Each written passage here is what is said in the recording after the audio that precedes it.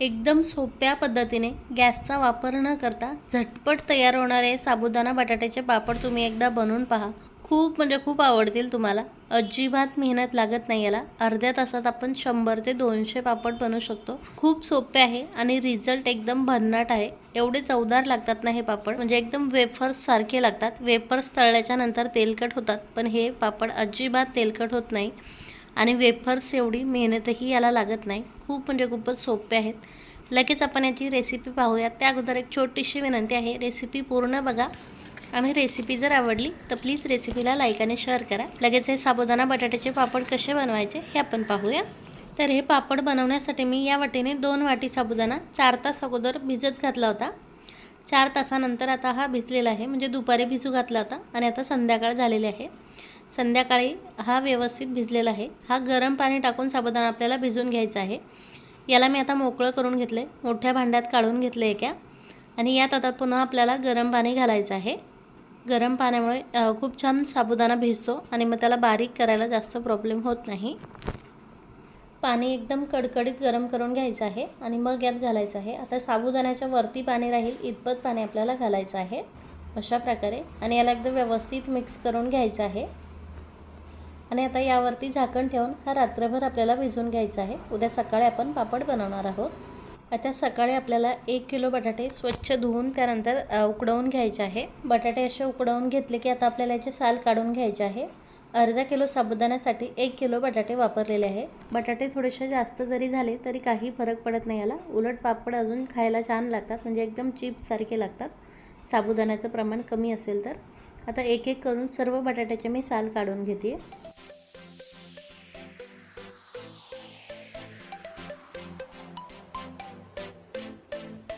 सर्व बटाट्याचे आता साल काढून झाले की बटाटे आपल्याला असे मॅश करून घ्यायचे आहे। हे मॅशर नसेल तुमच्याकडे तर मग बारीक बारीक चिरून घेतले तरी काही हरकत नाही, किंवा हाताने तुम्ही मॅश करू शकता। माझ्याकडे मॅशर आहे त्यामुळे मी हे सर्व बटाटे असे मॅश करून घेते। आता या बटाट्याची आपल्याला पेस्ट बनवायची आहे, त्यामुळे याला थोडंसं बारीक करून घ्यायचं आहे आपल्याला। सर्व बटाटे असे मॅश करून घेतलेले आहेत मी। साबुदाणा देखील आपला व्यवस्थित भिजलेला आहे, तुम्ही पाहू शकाल। पूर्ण पाणी ॲब्झॉर्ब केलेलं आहे आणि मस्त भिजलेला आहे साबुदाणा।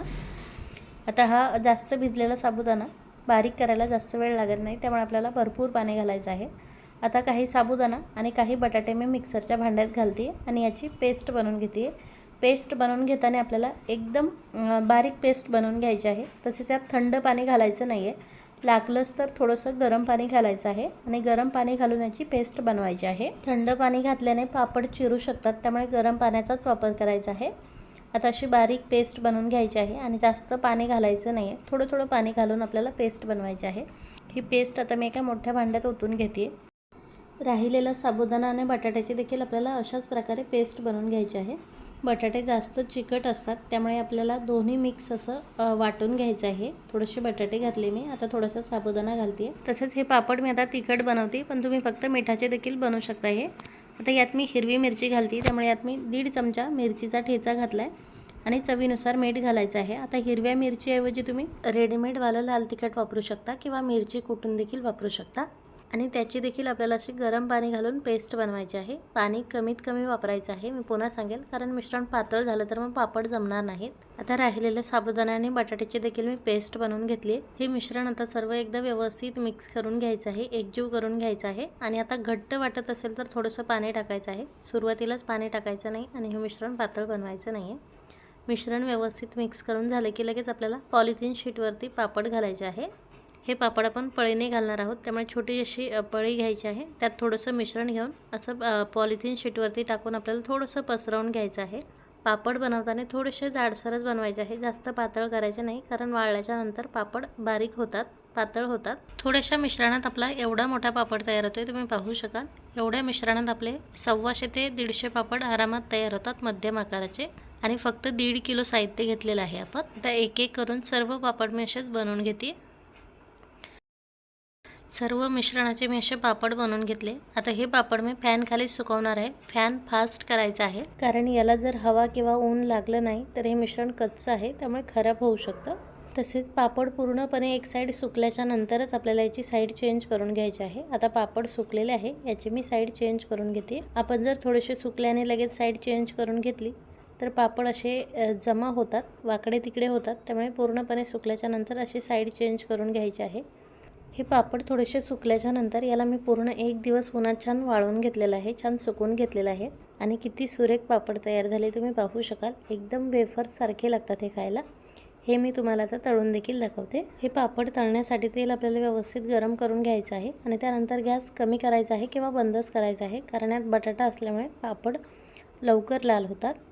किती सुरेख फुलताय पापड तुम्ही पाहू शकाल. अगदी डबल ते टिब्बल फुगताय आणि छान पांढरा शुभ्र कलर आलाय, एकदम वेफर्ससारखा. पण हे पापड वेफर्ससारखे अजिबात तेलकट होत नाही. यामुळे मला हे पापड खूप आवडतात आणि त्यामुळेच मी हे पापड दरवर्षी बनवते. वेफर्स आता मी बनवणं बंदच केलंय. बनवले तर फक्त 1-2 किलोचे बनवते, घरात असावे म्हणून. कुणी पाहुणे वगैरे आले तर त्यांच्यासाठी. आणि हे पापड जास्त प्रमाणात बनवते कारण हे उपवासाला खायला बरे पडतात. तसेच माझ्या मुलीलाही बुधवारी शाळेत स्नॅक्स सांगतात, तेव्हा अधूनमधून मी तिला हे पापड देत राहते, विकतचे चिप्स वगैरे देण्यापेक्षा. खरंच खूपच छान होतं ते. तुम्ही एकदा बनवून पहा, खूप आवडतील तुम्हाला. रंग किती सुरेख आलाय तुम्ही पाहू शकाल आणि अजिबात तेलकट झालेले नाही आहेत बरं. आणि त्यापेक्षाही खायला हे खूपच खमंग लागतात आणि 2 ते 3 पट फुललेले आहेत बरं. आणि खूप छान खुसखुशीत झालेले आहे, एकदम हलके झालेले आहेत. तर या उन्हाळ्यात तुम्ही हे पापड नक्की बनवून पहा. मला 100% खात्री आहे तुम्हाला हे पापड खूप म्हणजे खूप आवडतील आणि त्यानंतर तुम्ही प्रत्येक उन्हाळ्यात हे पापड नक्कीच बनवाल. तसंच हे पापड बनवायला खूप सोपे आहे, हे तर तुम्ही पाहिलंच आहे. कोणीही सहज बनवू शकतं आणि अजिबात फसत नाही. तर नक्की बनवून पहा आणि रेसिपी जर आवडली असेल तर प्लीज रेसिपीला लाईक आणि शेअर करा. Bye bye.